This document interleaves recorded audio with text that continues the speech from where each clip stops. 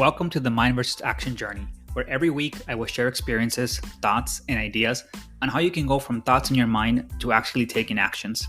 Life is not formed by just what is in our mind, but by actually taking action on what is in our mind. It is not enough to simply hope, think, and wish. We must take action. Nothing happens when we sleep. We must always be doing. I posted this quote on my Instagram account a while ago, and one of the responses I received was, "But rest is still necessary." And that is very true. I am not implying to not rest. My point with this one is simple. If we are not doing what we can in terms of going after what we want, when we can, we will never get it. If we only sit on the sidelines and watch life happen to us instead of us to it, we will never achieve the level of happiness, joy, and freedom we seek. When tired, physically or mentally, learn to rest, not quit. And so, what I mean by nothing happens when we sleep, we must always be doing, is to always be working towards that desire or goal that we seek whenever possible outside of the physical rest needed. I call those goals and desires my it, your it. Outside of that rest that we must give our bodies and minds, we must be doing something, however small it is, that is getting us closer towards that goal or desire, our it. The people that finally achieve their wants are those that do just that. They don't just work on their goals or desires when they feel good. They work on them every opportunity they get, and they eliminate distractions as much as they possibly can. There are only 24 hours in a day, no more, and we are all given those 24 hours. There is nothing we can do to stretch them. Time runs regardless of what we want or what we are doing. Time is not biased. Throughout my life, I have seen people accomplish big things, and I have seen people accomplish nothing simply because they could not get a grip of their time. They spend more time sleeping than doing. They spend more time dreaming than taking action. They spend too much time complaining than on figuring out a way. They spend too much time admiring from the sidelines or criticizing instead of jumping in the game. They are trapped in a comfort zone that, even though they are not happy with that comfort zone, it is at least familiar. We all have a different level of amount physically needed in terms of rest. For me, it used to be 4 hours. I am now at 7 hours. That means I have 17 hours every day to go after what I want.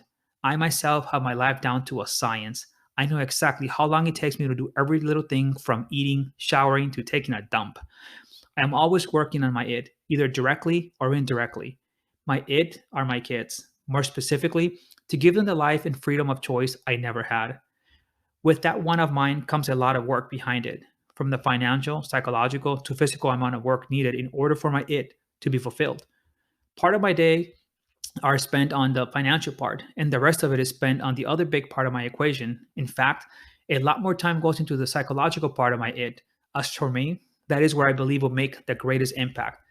I hardly ever am doing something that is not helping my it, and this is where the difference comes in and why I always get what I want. Most people say they want certain things, but when you analyze what they do daily, it does not align to what they want. They spend more time sleeping than working on their it, or what they believe is their it. If you want to be healthier, watch what you consume, how you sleep, what you ingest mentally. If you want a happy marriage, spend more time with your partner and learn to be present.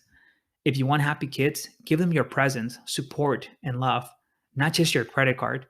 If you want to be financially stable, stop spending on worthless things and work on increasing your income. Life is really that simple. Many just like to complicate it. The formula is simple. Really think hard on identifying your it.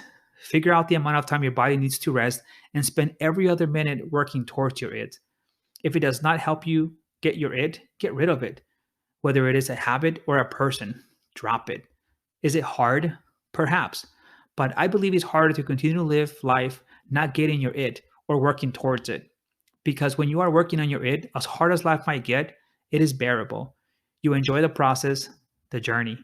You find energy you thought you didn't have. You build a tolerance you believed you couldn't. You grow the patience you once thought you could never achieve. Suddenly, you find yourself smiling even though you might not have your it yet, because you are happening to life. Life is no longer happening to you. Minute by minute, action by action, you are inching closer to your it.